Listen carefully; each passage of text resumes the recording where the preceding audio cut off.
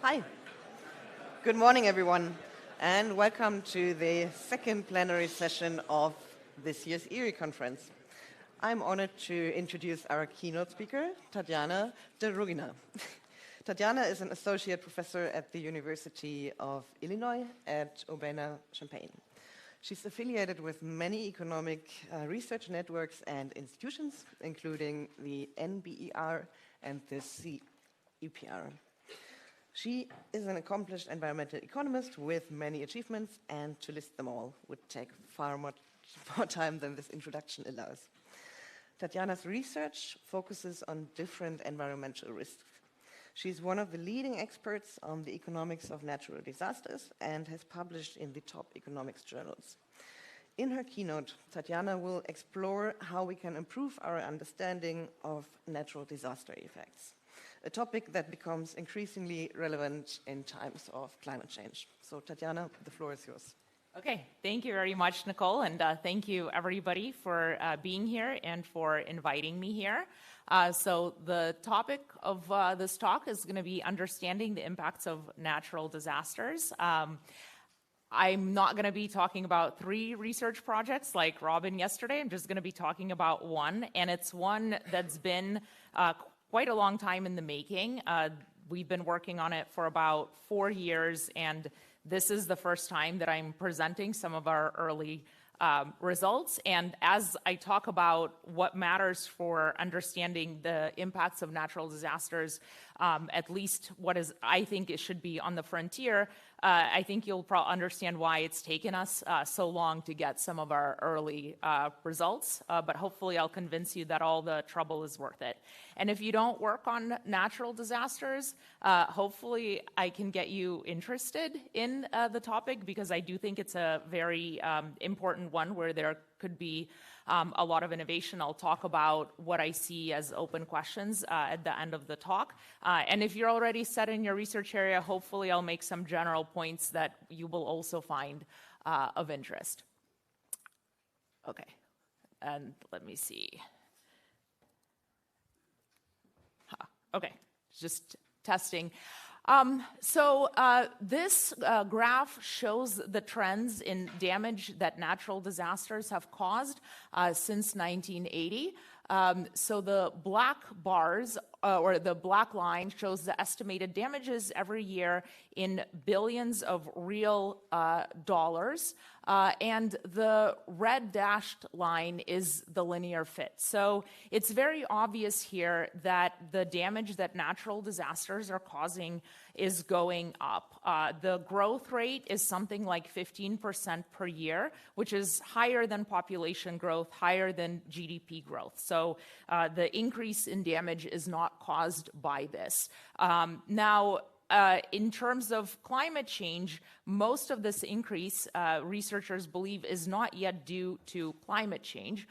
Instead, some of the factors include more people living in disaster-prone areas. So this graph shows you the growth in U.S. population in areas that have versus have not been exposed to hurricanes. So hurricanes affect the coastal areas of the United States in the south and the east, and these areas have experienced disproportionate population growth since the 1970s. So here, the 1970 population is, in both types of areas, is normalized to 100. You can see by the early 2020s, the population living in disaster-affected areas has more than doubled in size. The population in unaffected areas has grown by 50%, much smaller rate of growth. Now, this is not causal, right? We don't think people are moving because there's higher disaster risk. They're moving there for other reasons. Nonetheless, we're not seeing retreat from areas that are susceptible to natural disaster risk. We see them growing. So because most of my research is US focused, but because this is a European conference, I decided to look at the disaster trends in Europe. So This is a subset of the data from the first slide, just focusing on European countries. And the interesting thing here is that there's no upward, or maybe there's a very small upward trend in damage. Now, this doesn't mean that Europe is safe from climate change. As I mentioned, so far, the trends have mostly not been climate change driven. In the future, climate change will play a much bigger role in increasing the frequency and intensity of floods and hurricanes. And so it's not clear why Europe hasn't experienced an increase, possibly because of, again, differences in where populations live. Nonetheless, there have been many bad years with extreme weather events in Europe. Most recently, the 2024 floods in Spain that left a lot of devastation in their wake. But actually, if you look at the trends in the past 20 years, or a little over 20 years in Europe, if anything, damage is going down. Now, some of this could be mismeasurement and damage. Some of this could be more robust disaster response, right? These are just data to motivate how we think about this. We can also look at the other continents. So if you think, well, maybe those initial damage trends are all driven by the United States. The peaks in damage that we see, here's the Americas.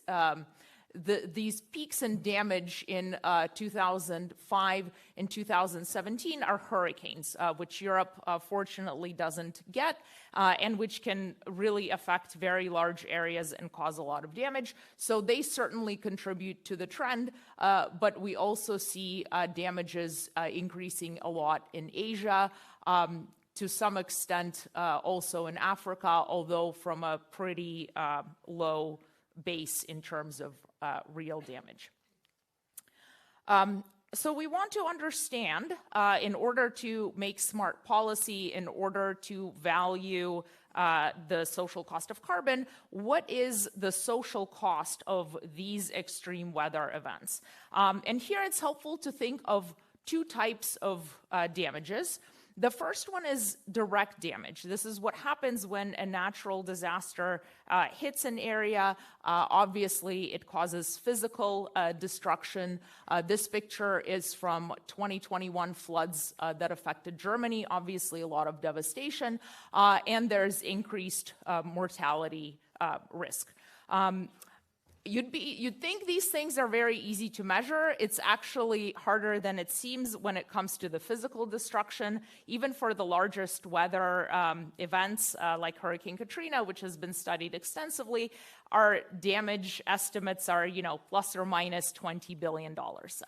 So even this is not an exact science, but the hardest type of damage to measure is the indirect damage that natural disasters cause. For example, they can cause income and job loss. They can cause displacement, which can be very costly for many reasons. They can also cause short and long-run health impacts as well, other than mortality. And that might be pretty hard to measure. Suppose disasters increase the risks of heart attacks.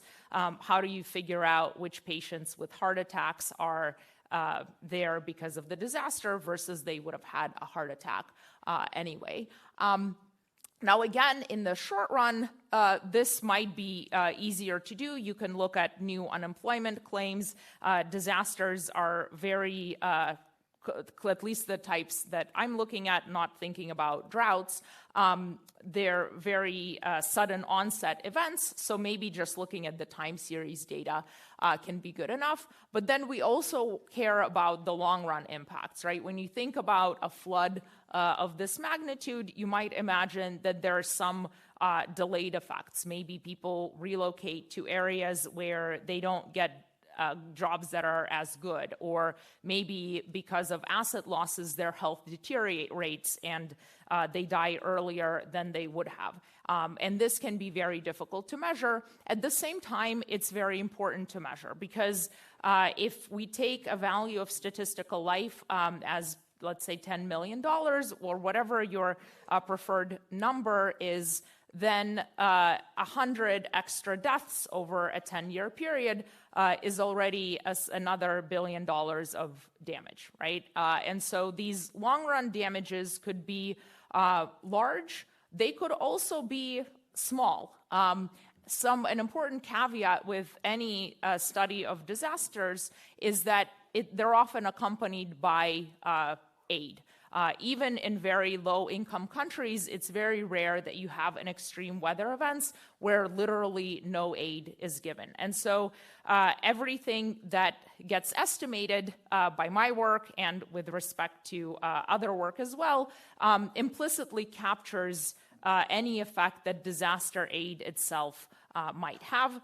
This is a very big gap in the literature because we'd like to ideally separate the effects of disaster aid from the direct of the disaster itself. Unfortunately, this is very difficult to do because which disasters get more aid is not random. And if you think, well, I can just control for the damage, they're very badly measured. And even if you do have well-measured damage, why one disaster got more aid than another might be driven by unobservable factors that could also affect long-run outcomes. So this is a very big challenge, but arguably, at least we can learn something about the combination of our natural disaster aid policies and the impacts of the disasters themselves. Okay, so I also want to talk about state-of-the-art estimation here because I think it's very important that we measure these kinds of things accurately. So you can think of two types of estimates when it comes to measuring disaster impacts and the impacts of other events as well. You can think of place-based estimates where we focus on an area that got affected and we ask how do outcomes evolve in that area in the years after a natural disaster. Now, that can be useful in some cases. For example, if you're thinking about the health of the municipalities' finances. Is it going into debt? Is it losing tax revenue? And so on. But for many questions that we're interested in, place-based estimates might be insufficient because disasters can prompt differential in and out migration. So if you're just looking at what's happening in place, you might be missing what's happening to the disaster victims themselves. So often what we're really interested for people-based assessments is longitudinal data on individuals, which can be hard to come by, but I'll show you an example on the next slide of where not doing that can lead you to very misleading conclusions. And in addition, you also need to be able to identify people who were exposed to the disaster, not just those who were there after, right? Now, this is obviously a challenge in many settings, including low-income countries, but I do think it's very important to push in that direction because, again, if we don't, we might arrive at some misleading conclusions. Now, can I prove that your study will be biased if you don't do this? No, maybe it will happen that you get the right answer, but I think differential in and out migration is very difficult to test for, and therefore, if one is able to obtain longitudinal data, it's much, much better.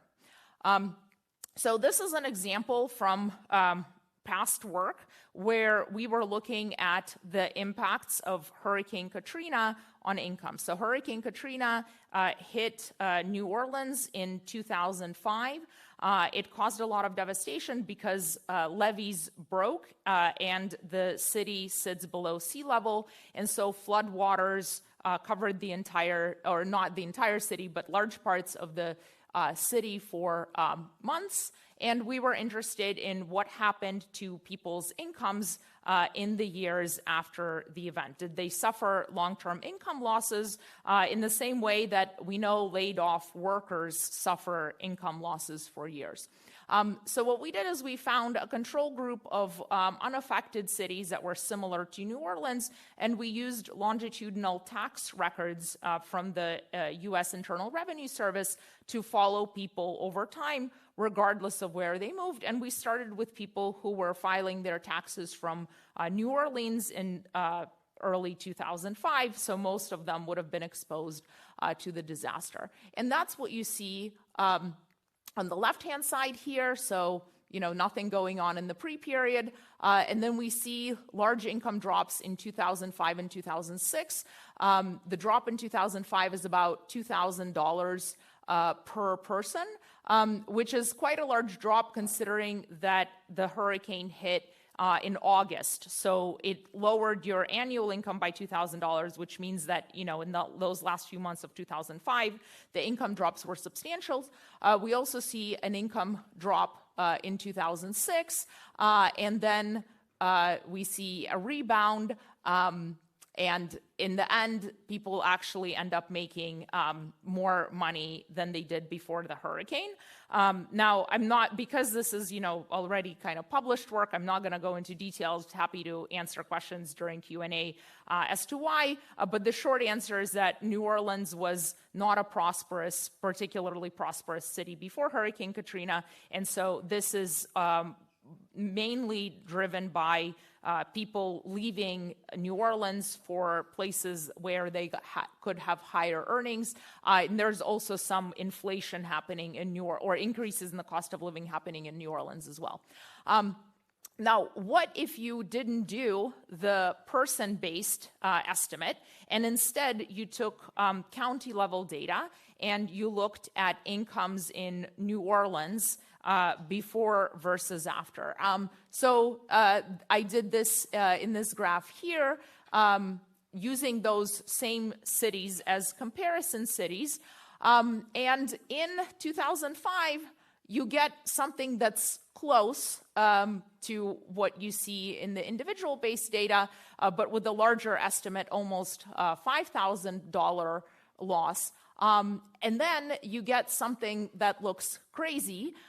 You get that next year incomes are $17,000 higher than they were before the hurricane, and then they inexplicably start falling, so they're still higher by the end of the sample period, much higher than what we estimate in our person-based estimate.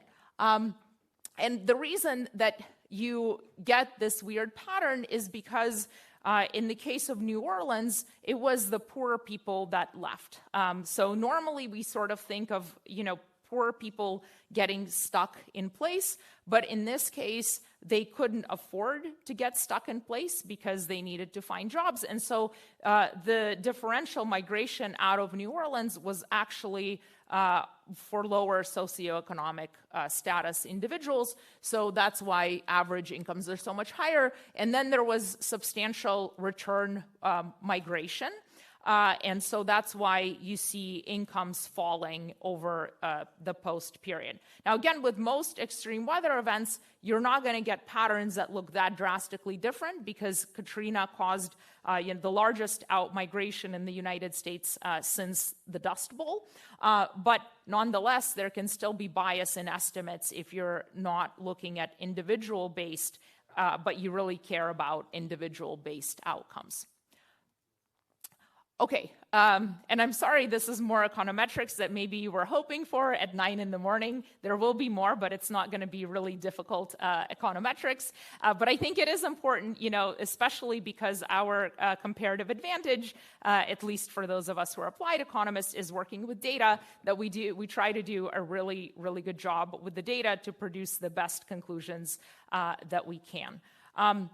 Another problem, if you're maybe trying to do a person-based estimate using survey data, is differential attrition. And this can be particularly problematic with extreme weather events, right? It's a problem with any survey-based longitudinal study, but with natural disasters, there are some very clear biases that we can predict. And the first one is that people who relocate after an extreme weather event can be harder to track, and they might also experience different impacts compared to those who remain in place. Whether they're better off or worse off is hard to know, but what I can definitely tell you is they will be harder to track just mechanically because they're no longer in the same place, changing addresses, changing phone numbers, and so on. And then people who are affected more negatively are likely harder to track also regardless of where they move, right? If you're stressed out by an extreme weather events and the surveyor is trying to come survey you, that's going to be very difficult. Another issue is that if you want to have a post-disaster survey, you need to be sure that you're capturing a representative sample of people that were in that place before. And then we're back to the previous problem of if the disaster caused people to move, then if you're starting your survey after a disaster has already occurred, you might not end up with a representative sample in ways that are very difficult and hard to measure. So I think really the frontier in this kind of research, and I know this has been happening in other areas as well, is administrative data. So this is what I've used in a lot of my work. It makes it easier to identify those living in the area pre-disaster. It's easier to follow people over time, regardless of where they are. It's not perfect, right? There could still be issues with attrition, but it's probably going to be much better than survey data or place-based estimates. And as a bonus, administrative data typically has way more individuals than you can collect with survey data, so there's more statistical power. Now, I know getting access to administrative data can be difficult, but I think, you know, if you're kind of senior and you have access to government officials, you can use these arguments to push for more administrative data to be released to researchers. And if you're more junior and you have time, you know, you can start trying to find your ways to these administrative data because they do exist, and I think it's worth trying to get access to them to have better answers to the questions that we're really interested in. Okay, so that was on the outcome side. Now I want to talk about the impact side, because when it comes to this kind of research, granular impact data are also important. Historically, the data sets that people have used are things like SHELDAS, which is a United States data set that just reports, was there a flood at the county level? There's about 3,000 counties in the US, so they're a pretty large geographic area, and you might also have some estimates of damage. But basically, a county is either affected or it is not. And then MDAT, which is the data set that I showed you data for in the beginning, mostly reports events at the country level. So a country is either affected or it is not. It has some country reports, but even those are at pretty broad administrative levels. But most disasters only affect a small fraction of the population directly. So this is from a recent data set by Tellman et al., where they collected geographically granular flood data from satellite images. And this is one of those floods. So the state lines are these dashed lines here. And so in general, you can see that the flooded area is quite spotty, right? There's places that are right next to each other that are and are not affected. And this will be a typical pattern for most extreme weather events. Even hurricanes that generally affect very large geographic areas will have heterogeneous impacts depending on exactly how high the wind speed was. So if you take data that are not this geographically granular, then you're going to be conflating direct effects on people. There might be some spillovers, right? So even if your house was not flooded, you might still be affected. So there's some value at looking at people who were near a flood. But then there might also be people living in the same area for whom there was no effect. And if you aggregate the disaster data to a larger administrative area, then you're going to conflate these three. So I'm going to give some example from tornadoes because this is one of the disasters whose impacts I'm going to show you today. So this is a tornado that affected the state of Maryland on April 28th, 2002. The red area is the tornado path, and then the outlines around it is a 2-kilometer buffer area, which we're going to be using in our study. And then the gray lines are zip code boundaries. And this is a river, so that's why there's a blank there. And so zip codes are subsets of counties. So there might be, 5, 6 zip codes to a county, or maybe more and more densely populated areas. But you can basically see that the tornado passes through quite a few zip codes, but any given zip code is only affected to a limited extent. So that could potentially be a problem if it matters whether you're in the direct path of the tornado or not. Here's another set of tornadoes from Nebraska in June 16th, 2014. Here we have several tornadoes, but again, a very similar pattern where they affect several zip codes each, but any single one of them only affects a small fraction. I went ahead and calculated for all the tornadoes that caused at least one fatality, so just focusing on the big tornadoes in the United States. Most of them don't cause any fatalities. And what percent of the county that they crossed, they actually affected. So this is the cumulative distribution. You see that it tops out at 25%. There was no point in extending this further. And if you look at the cumulative distribution function, you'll see that something like 90% of tornadoes affect less than 7.5% of the county area. So now imagine that you take an indicator for was a county impacted by a tornado, and you run a regression with some outcome on the left-hand side. Well, only 7.5% of the population was affected at best. On average, maybe something like 2%. And so that signal might get lost in the noise unless there's very large spillover effects. So to illustrate this point more precisely, I did a simple simulation where I said there's no spillover effects. The treatment effect is 1, so that's the dashed line up at the top. And I varied what percent of the area was treated. But the regression was always an indicator for are you in the treated area, right? So basically, here we have kind of the best case scenario where 100% of the population is treated, and then when you run the aggregate regression, you get the right treatment effect. But as the percent treated declines, so I plotted this in the reverse axis, the estimated treatment effect falls too, and it sort of falls, in predictable ways. When half of the population is treated, you get roughly half of the estimated treatment effect, and then when no population is treated, or like when 0.1% population is treatment, you basically get a 0. So this is obviously a problem, especially when we have heterogeneous events that treat different share of the population. Now you might say, well, what if I know what percent of the population is treated? Can I just scale up my treatment effect, right? If I know 50% of the population is treated, then I can just double the estimated treatment effect and recover what the real treatment effect is.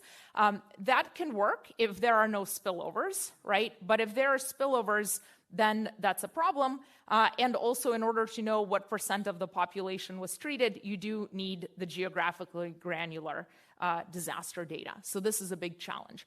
And even if you manage to do that, to scale up the effect, your statistical power would still be low if you're running regressions using aggregated disaster data. So this is, again, from the same simulation. I ran 1,000 bootstraps for each percent treated value, and I saw how often is the estimated effect, which remember is already attenuated, how often is it statistically significant at the 5% level.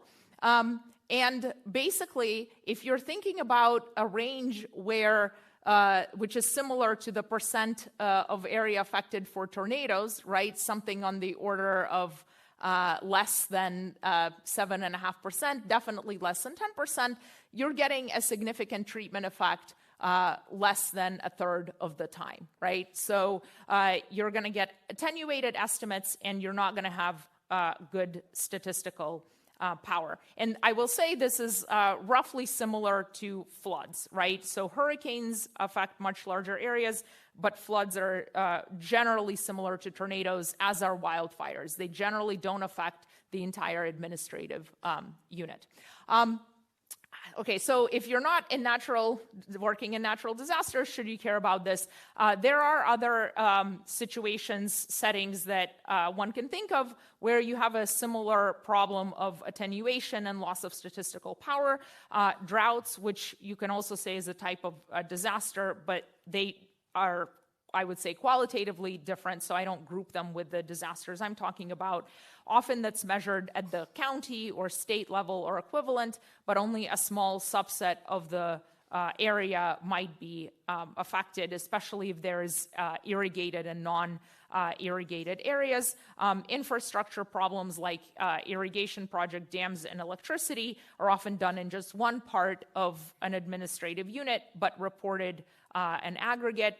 And then air pollution and wildfire smoke exposure can also be geographically very heterogeneous. So unless you have an instrument that sort of takes that heterogeneity away, or a more granular approach, you could get biased results as well. This is a map of Los Angeles that I didn't make.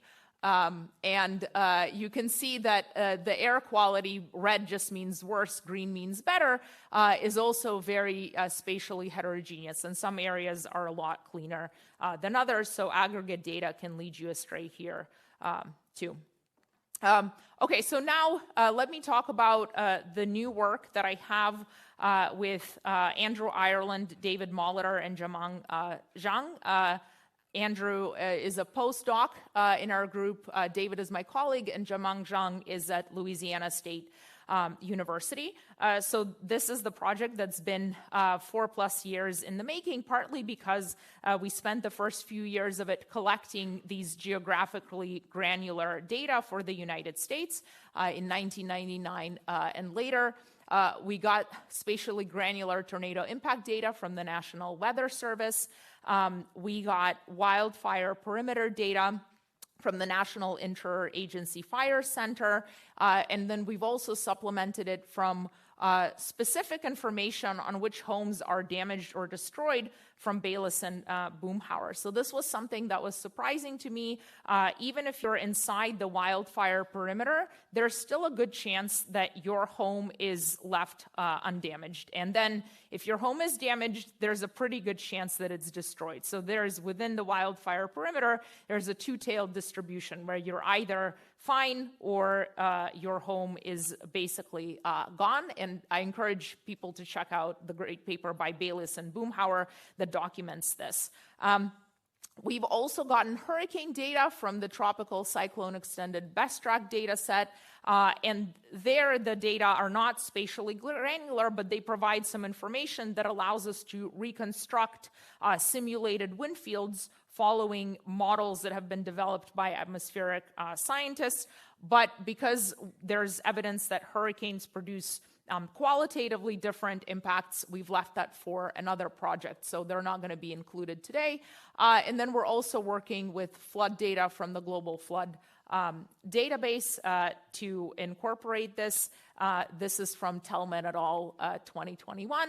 Now, if you're wondering, you didn't create any of these data. Why did it take you 4 years to get this? We wanted to do a lot of quality control, and some of these data had to be gathered by hand and processed by hand to be merged into something that we could connect with our other data because of how they're defined geographically. Okay, so what data do we connect this to? We have access to administrative health claims data from the U.S. Medicare program, which insures the U.S. elderly and long-term disabled. So these are very high-quality administrative data. Anytime somebody files a claim, it goes into this system. And they also report the ZIP+4 zip code of residence for every beneficiary. This is just on an annual basis. So we observe an annual snapshot of where you live.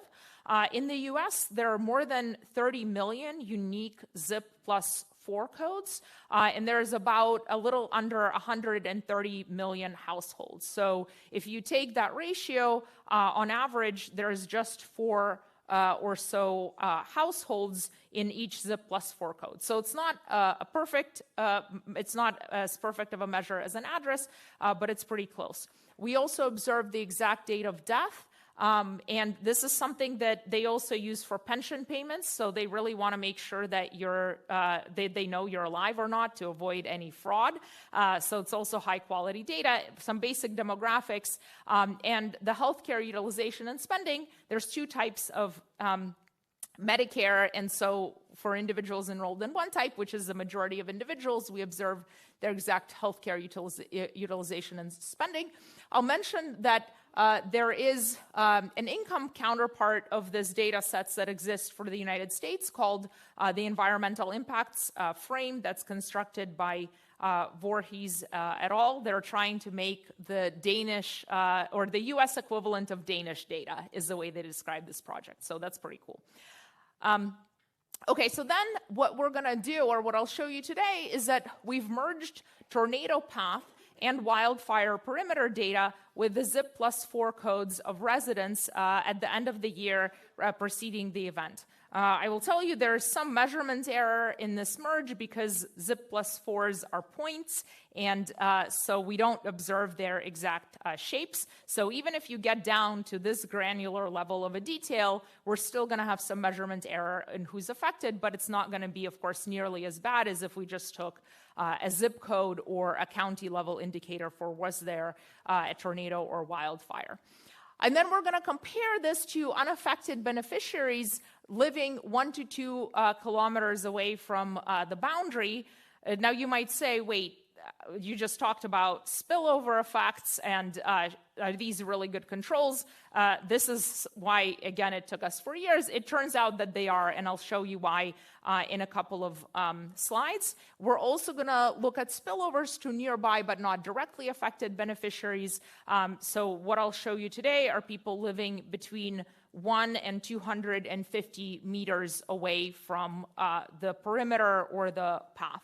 And then even within the perimeter or the path, we're going to consider those who were more versus less severely affected.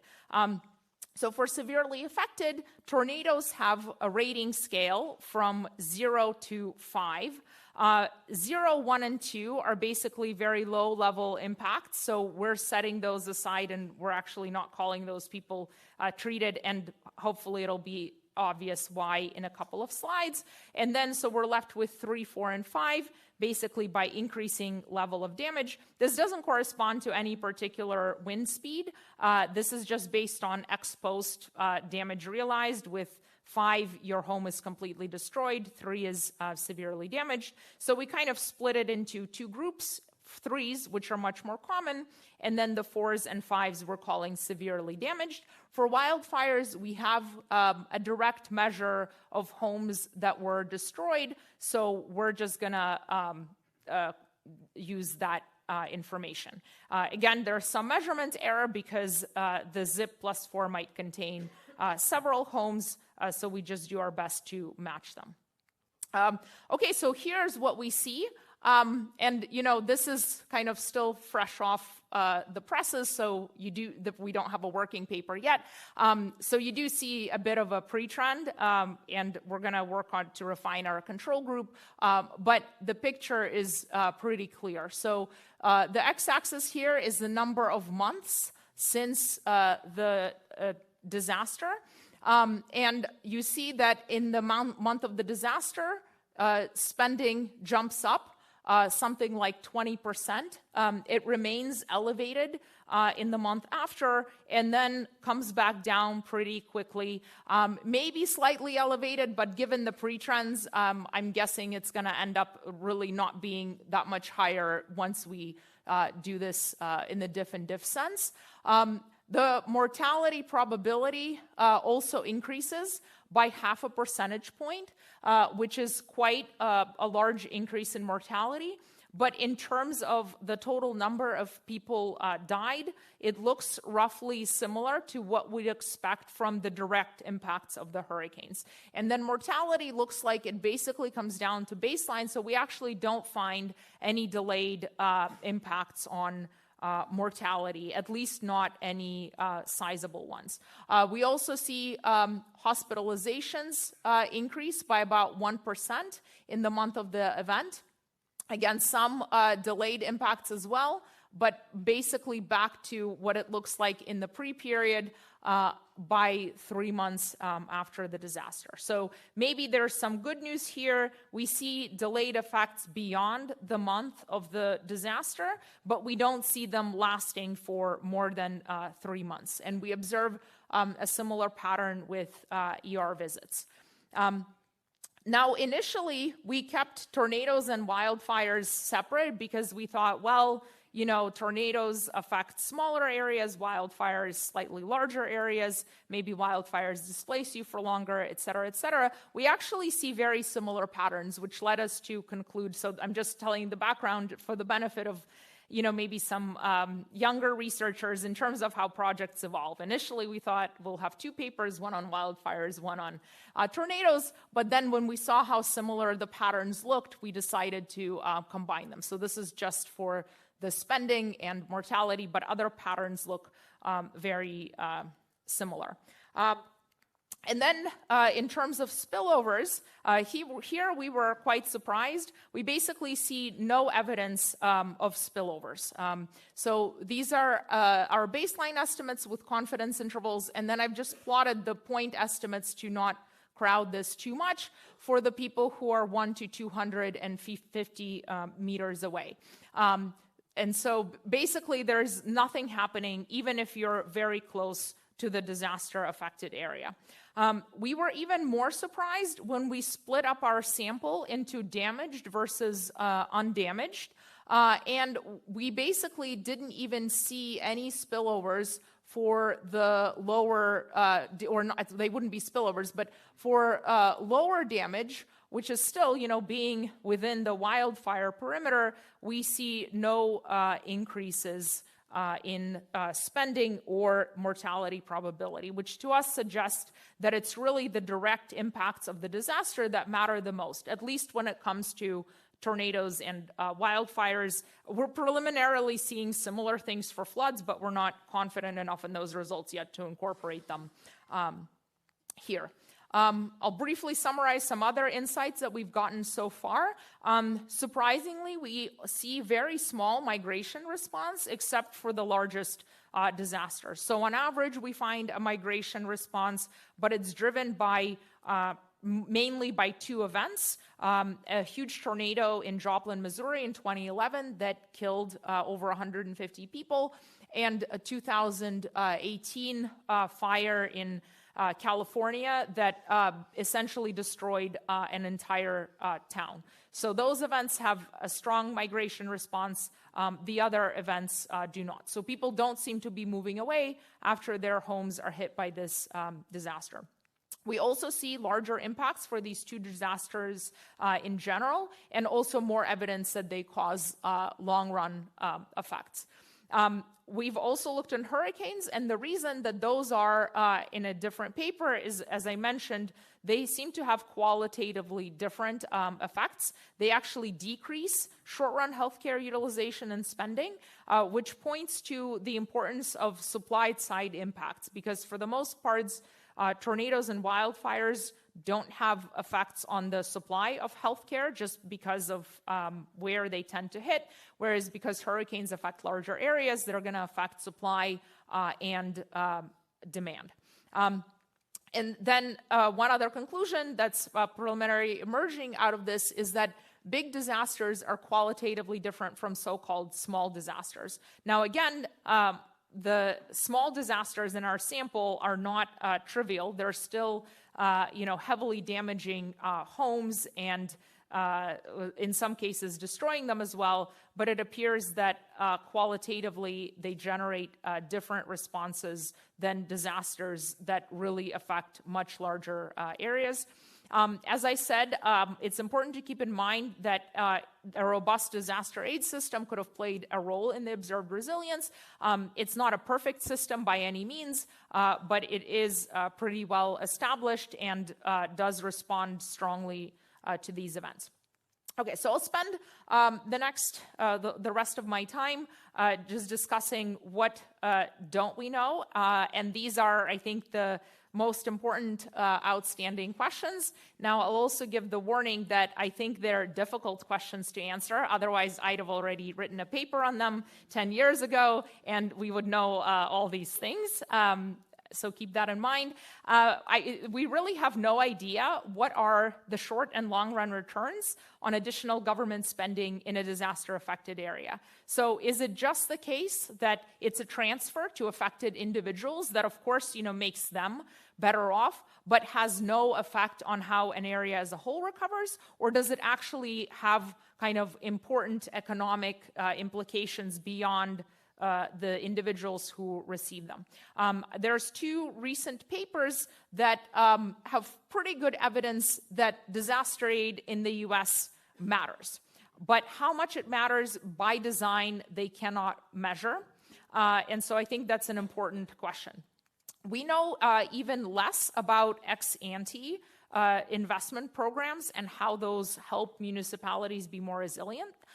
It'd be crazy if they didn't help at all, right? Obviously, if you build a levee, it should do something. But in terms of doing cost-benefit analysis, you also want to know how much does it help. And this is changing, so I'm very excited about new evidence on the importance of ecosystem services, for example, on helping mitigate the damage caused by some of these events. People are also very concerned with moral hazard with respect to such spending. So one hypothesis for why people are moving to more disaster-prone areas is that the government is basically subsidizing living there with ex-post disaster aid and other things like subsidized disaster insurance. What I think we know even less about is to what extent is there moral hazard on behalf of local governments. So in the United States, local governments don't bear much of the cost of extreme weather events, at least not direct costs. Most of the reconstruction is paid for by the state and the federal government. At the same time, they have higher benefits from higher tax receipts and more people living in the area in general. So if you just kind of look at their incentives to mitigate or to limit building in risky areas, they don't seem to be there. But quantitatively, we have no good evidence of this, partly because you'd want, some good exogenous variation, and people haven't gotten there yet. So I think these are the two big picture open questions that would be really important to have evidence on in order to deal with these events a bit better going forward. And that's where I will leave it and open it up for questions. Thank you very much for your attention.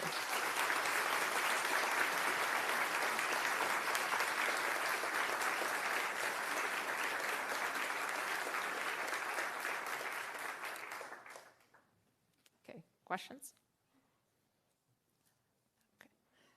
I'm not as good as Robin at remembering multiple questions, so I'll try to answer them one by one. Okay. Thank you very much, Tatyana. This was super interesting. And I had a question related to what you presented, which is the following. In several areas in the United States, there are recurrent events, right? And so were there any kind of intervention by public policy that could, in fact, try to reduce the impact after the presence of these events that could also influence what happens in the future? So I was wondering in these areas, because they are prone to these hurricanes and flooding, if there were interventions where you could understand if after that, in fact, there was some improvement in what concerns the impacts. You mean kind of for future exactly, extreme? Since this is not something, well, of course, I know that these events are more extreme than before, but in general, we were prone to this type of extreme events, right? So I was wondering if there were kind of interventions, infrastructure, etc. And I remember that after this huge hurricane in New Orleans, I believe that there was some infrastructure that was built in order to control better for the flooding. And so I don't know how, if you have looked at that. Yeah, I mean, I think that's another really great question. To what extent does investment after an extreme event help you in the next one? And in principle, you could just do that statistically, looking at, is the second one worse than the first?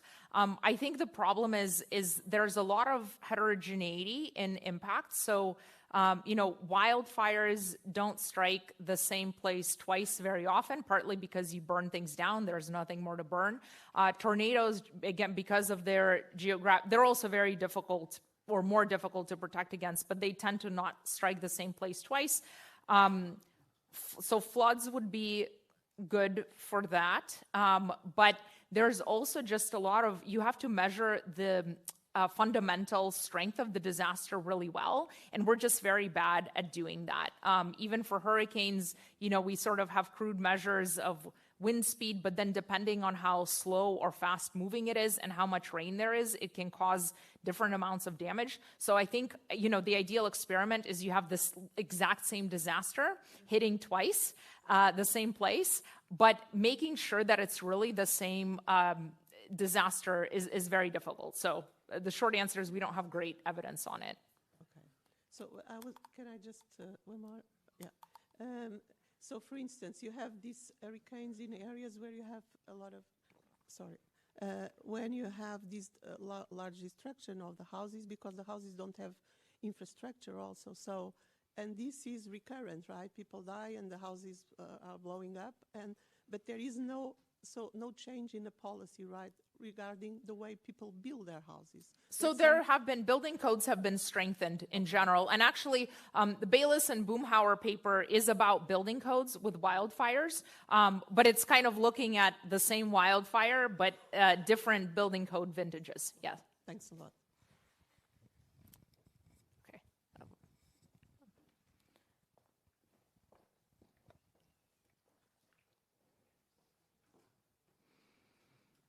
Thanks a lot. It's really cool to see all the different data pieces that you have and thinking about all these different types of disasters.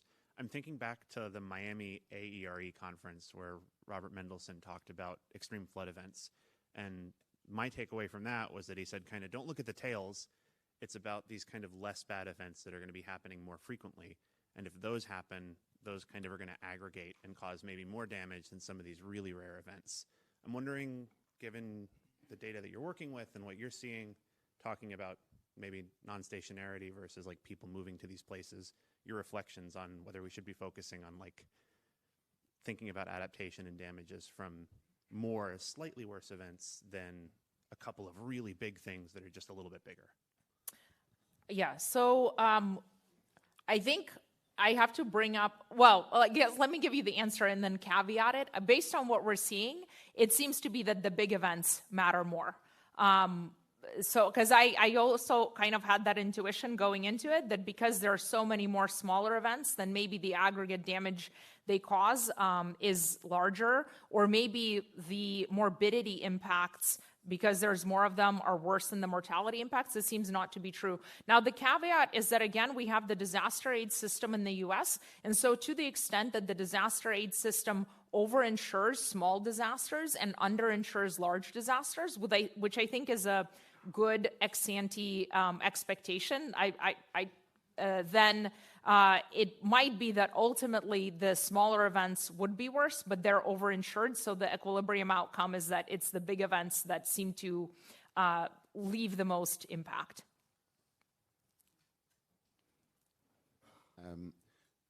Hi, I was wondering regarding the moral hazard for floods, for example, how, if we know from engineering, an engineering perspective, how big it could be. So the question is, in the perfect world, how many houses in floodable areas should move, or is it actually most of the time that they should just handle with it, and it's very rarely that you would say this house shouldn't be here from an exposed point of view, so that actually in the choice of living for those who have already built, there is actually nothing to be done. Yeah, and I mean, you can think about it from an engineering perspective, but also from a utility perspective, right? If I'm kind of risk neutral and I move to a place where I know I could be flooded, and then I'm flooded, well, if I already had that information, I just kind of shake it off and move on. I say, well, you know, this event realized, but I knew the risk I was facing, so I'm going to continue living here. So that could be going on. The dynamics that people have sort of pointed to that I think are more interesting than is that your house value also goes down right after it's been flooded because we don't have perfect information. And in fact, even the information disclosure laws are very incomplete. You don't always have to disclose to a buyer that you've experienced a flood. So it sends a negative price signal. And so there is some evidence that people kind of get trapped in houses that keep flooding because their house value is lower and they at least feel like they can't afford to move. But I think, yeah, it's not clear that people, you're right, that it's not clear that people should be moving after their house experiences a flood. It just depends on how risk averse they are, and which is why showing whether there is moral hazard or not can be very difficult.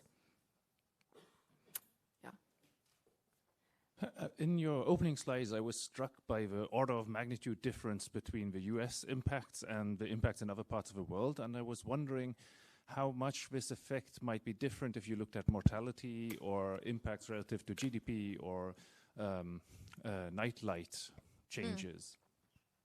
Yeah, so the short answer is yeah, in lower income countries, you tend to have more of a mortality impact than a higher impact than in higher income countries, but less damage. I think the reason that the US has had so many extreme damage, like even compared to Europe, is because of the large amount of space that hurricanes affect compared to Europe's most biggest disasters, which is floods. Like they just don't affect that much of a geographic area. But yeah, mortality impacts would be concentrated in lower income countries. Yes, thank you. Very nice presentation. I am interested in the application in the air pollution context. And perhaps I don't know if the application should be the same because the air pollution has different factors, because of the causes. Because if you have a tornado, you can identify specifically the place when the tornado is passing by. When it comes to air pollution, there are places that have very, very high levels of air pollution. It's like that they are living in a disaster every day, Perhaps this context could apply when you have these air quality alerts. So I would like to hear your views about how to apply this methodology that you have maybe in the context of air pollution. Yeah, so I think with air pollution, it's often also important to have an exogenous source of variation. So I will briefly pitch my wind instrument for air pollution because that one actually gets rid of this problem. So if you kind of look at transported air pollution into the county, the change in air pollution should be roughly uniform across space because if it's coming from kind of far enough away, it's going to diffuse fairly uniformly over the entire area. And that's how you can get variation that affects the entire county similarly, because I agree that with air pollution, it's harder to say that, we can get spatially granular data. I think there you have to take a slightly different approach and look for a source of variation that's pretty uniform across space. Yeah. Thank you, Tatyana, for sharing these interesting insights. And yeah.